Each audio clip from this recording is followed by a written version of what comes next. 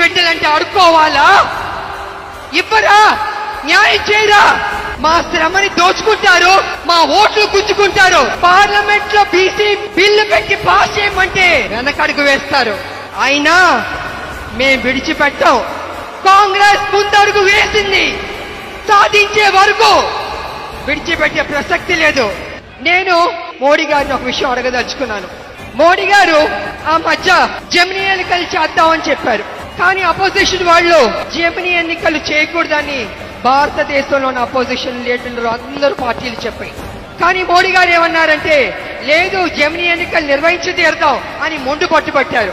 మోడీ గారు జమినీ ఎన్నికలకి మీరు చూపించే శ్రద్ధ కొంచెం మా 42% బీసీ రిజర్వేషన్ మీద కూడా చూపిస్తే బీసీలకి న్యాయం చేసిన వారు అవుతారు కదా అని నేను మోడీ గారిని అడుగుతున్నాను. కాంగ్రెస్ పార్టీ ముందడుగు వేసింది, రాహుల్ గాంధీ గారు పట్టుబట్టారు బీసీకి న్యాయం చేయాలనేసి.